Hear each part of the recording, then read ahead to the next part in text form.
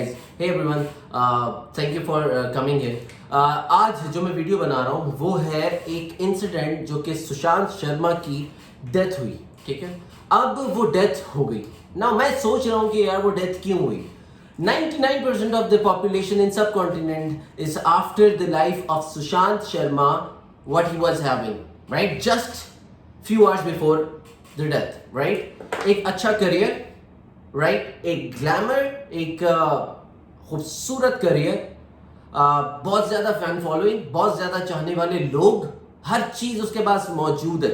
अच्छे कपड़े, अच्छे पैसे मौजूद है, सारी चीज़ें मौजूद हैं। और ये सारी चीज़ें जिसके पीछे हम भागते हैं इन चीज़ों के पीछे कि हमें मिले, और इसके लिए हम कुछ भी करने के लिए तैयार हैं। और उस बंदे के पास ये सारी चीज़ें थी और उसके बाद भी उसने सुसाइड की। अगर ऐसा किया है तो क्यों?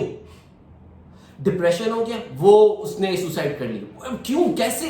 यार ये वो चीजें हैं जिसको पाने के लिए लोग डिप्रेशन में चले जाते हैं, उसके बाद वो इधर उधर भटक जाते हैं अपनी लाइफ में। तो उसके पास तो ये सब चीजें थी, तो फिर उसने क्यों सुसाइड कर ली? तो मैंने इसके ऊपर कुछ थोड़ी बहुत रिसर्च करने की कोशिश की। मेरे सामने कुछ फैक्ट्स आए। Number 1 fact is substance use, मतलब कि किसी भी चीज का सब्सटेंस, वो ड्रग्स और अल्कोहल इस टाइप का हो सकता है, या फिर आदत हो सकती है, गेमिंग की आदत हो सकती है यार। अब उसके अलावा आपको जुए की आदत हो सकती है, आपको अपने फोन की आदत हो सकती है, सोशल मीडिया की आदत हो सकती है। Abuse of anything is very dangerous. Second is overworking. आप काम कर रहे हैं कुछ चीजों के लिए, आपको पता ही नहीं है कि आप क्यों कर रहे हैं वो काम, और जिस चीज के लिए कर रहे हैं उससे हो क्या रहा है। आपकी बॉडी को रेस्ट भी चाहिए। Overworking is the second cause. Third is grief and trauma. आपको एक किसी चीज का गम है और उससे आप ट्रॉमा में चले जाते हैं। वो गम जो है वो खत्म ही नहीं हो रहा। अल्लाह ने एक बनाया बटन आपके लिए फॉरगेट वाला, लेकिन कुछ लोग उसको पकड़ के बैठते हैं कि नहीं, इसको भूलना नहीं, and they don't forget and then they just can not move on. Next is हमारी हेल्थ कंडीशन। ना एक्सरसाइज करते हैं, राइट? और अगर एक्सरसाइज करते हैं तो दिखावे के लिए कि यार अच्छी बॉडी होगी, पोस्ट वगैरह करेंगे, सारी चीज़ें होंगी। और अच्छा खाना नहीं खाते, डाइटिंग के चक्कर में पता नहीं कहाँ कहाँ हम क्या कुछ ख्वाब होते रहते हैं कि हमारी जो एक सेल्फ इमेज है वो अच्छी चली जाए। Then we have sudden and stressful changes. For example, आपकी लाइफ में फाइनेंशियल क्राइसिस आ जाता है। फाइनेंशियल क्राइसिस के बाद हुआ क्या भाई? उस फाइनेंशियल क्राइसिस के बाद आप डाउन चले गए, सो व्हाट? कुछ लोग वहां से निकलते ही नहीं है। सडन लाइफ जो आपकी चेंज हुई है, इसको एक्सेप्ट ही नहीं कर पाते कि चेंज है, I have to live with it.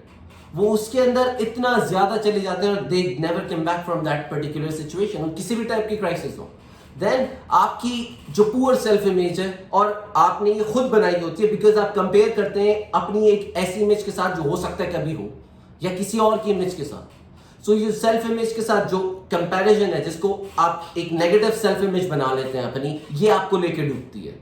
Then isolation and rejection. जब आप ये फील कर लेते हैं कि आप किसी की तरह नहीं है, किसी के साथ आप रिजेक्ट हो गए माशरे में या कुछ, तो आप आइसोलेशन की तरफ चले जाते हैं कि आपको फियर होता है कि लोग आपको एक्सेप्ट नहीं करेंगे या वैसे एक्सेप्ट नहीं करेंगे जैसा कि आप चाहते हैं, और आप रिजेक्टेड फील हो रहे हैं। तो ये कॉजेज ऐसे हैं जो आपकी एक्चुअली डिप्रेशन और इस टाइप के इवेंट्स का कॉज बनते हैं। सो अब हमने करना क्या है?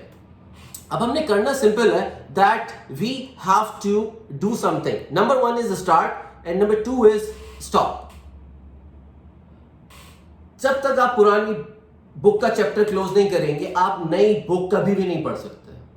आप पढ़ ही नहीं सकते पूरी तवज्जो के साथ। तो इसलिए आपको स्टार्ट से ज्यादा स्टॉप पर तवज्जो देनी है। स्टॉप में सबसे नंबर 1 है, which is modern lifestyle. Means his life his choice, her life her choice, my life my choices. No, अगर कोई प्रॉब्लम में है, इसका मतलब ये नहीं कि उसको छोड़ दो कि यार उसने ऐसा किया, उसके साथ ऐसे ही होना चाहिए, इसको छोड़ दो, ये खराब है तो इसके साथ खराब हुआ और ऐसा हुआ वैसा हुआ। No, go to them, help them, ask them. कोई इंसान अपनी मजबूरी, अपनी ग्रीवेंसेस ऐसे नहीं बताता पब्लिक में जाके कि जी मैं ऐसा फील कर रहा हूं। You have to be the support, go to them.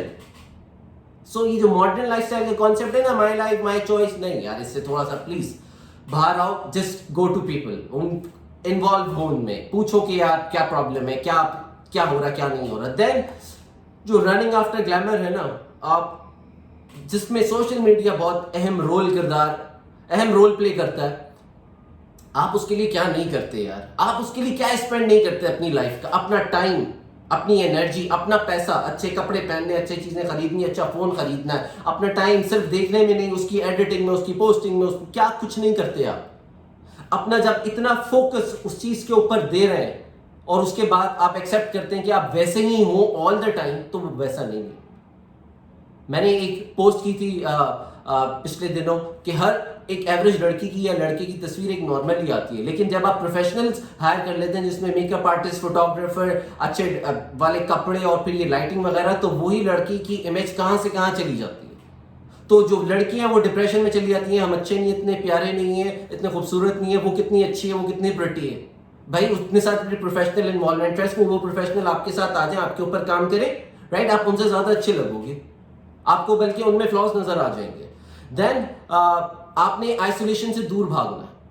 Isolation से दूर भागना है कि आपने अकेलेपन से दूर भागना है। आपने ये नहीं देखना है कि यार अब मैं अकेला रहना पसंद करता हूं। अगर पसंद भी करते हो ना, तो किसी को इन्वॉल्व करो अपने साथ। वो भाई हो सकता है, बहन हो सकती है, आपका जो कोई दोस्त हो सकता है।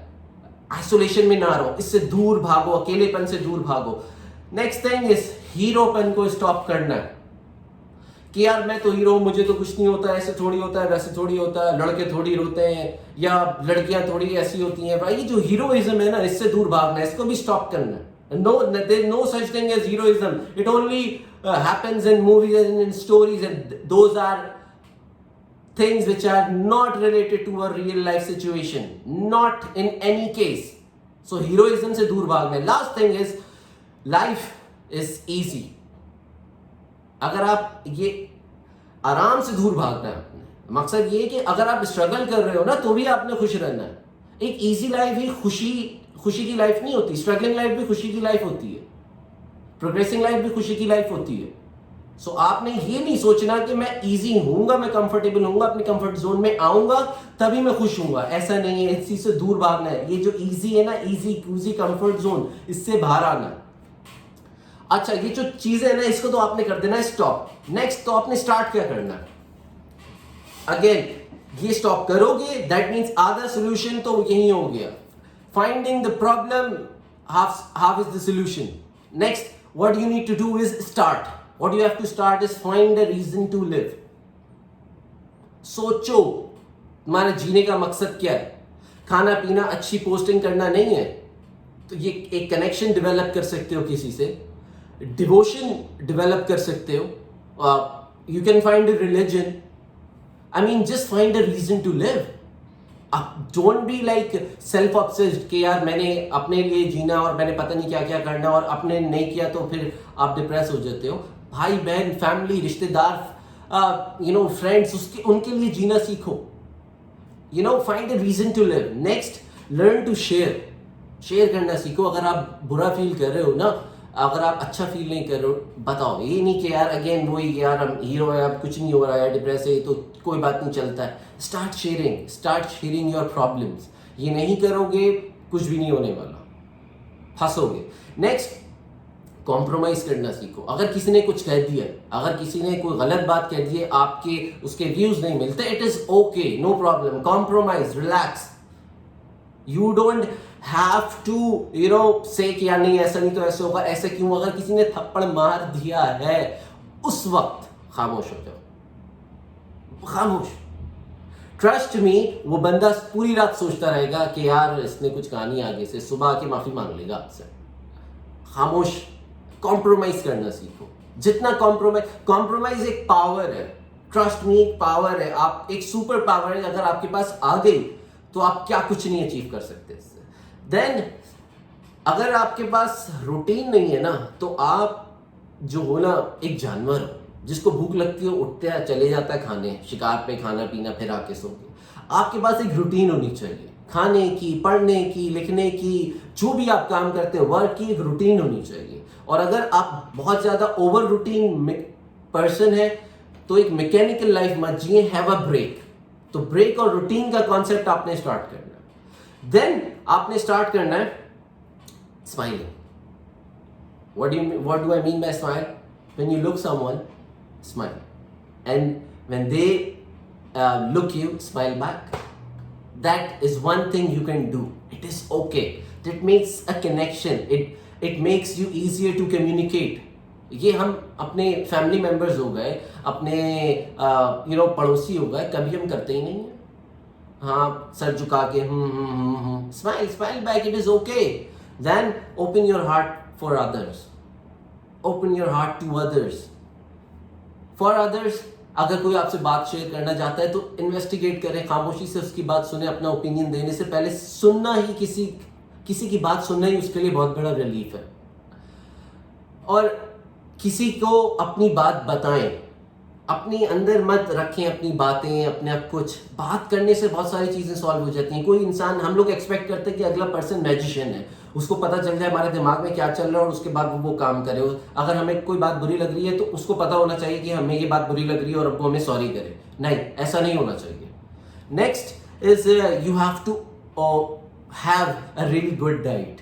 अगर आपकी डाइट अच्छी नहीं है ना, तो आप फिजिकली फिट नहीं है, तो आप में हार्मोनल इमोशनल इम्बैलेंसिंग हो सकती है, जो लीड कर सकती है इस टाइप के कॉजेज को, जो डिप्रेशन हो सकता है, एंजाइटी हो सकती है, सारी चीज। तो अपनी डाइट अच्छी रखें। अच्छी से मुराद अच्छे खाने खाएं, अपने पसंद के खाने खाएं, और जो आपका दिल करता है उस हिसाब से खाएं। एक हेल्दी डाइट रखें। नट्स, जितना डाइट्स के ऊपर फिर कभी बात कर लेंगे, लेकिन अच्छी डाइट रखें, खाना पीना अपना ज़रा अच्छा रखें। तो जब ये सब चीज़ें स्टार्ट करेंगे तो आई एम प्रिटी श्योर कि कुछ हो जाएगा। Lastly what you can do is, what I am doing is that I am making a focus group for my students, only for my students, and if anyone else want to join they can join. इसका link description में है या भी नीचे आ जाएगा। सो आपने इस link को ज्वाइन करना है। You have any problem, come, have a fake ID, एक अलग आईडी बना लो, just talk out. I am here to listen, I am here to listen everyone, every single time without even knowing you, but if you just share something, जो बोझ है ना आपके दिल पे वो कम हो जाता है। सो कहते हैं ना कि वो जो आपकी आंखों से आंसू निकलते हैं वो आपके दिल का बोझ हल्का करता है। सो जब आप अपनी बात शेयर करेंगे सो आप बहुत चेंज फील करेंगे। सो आई होप ये वीडियो आप ज़्यादा से ज़्यादा शेयर करें। बहुत लंबी वीडियो, बहुत दिमाग खाया, लेकिन किसी न किसी के काम आ जाएगी तो वो अच्छी बात है। So till then take care and अल्लाह हाफिज एंड स्टे हैप्पी।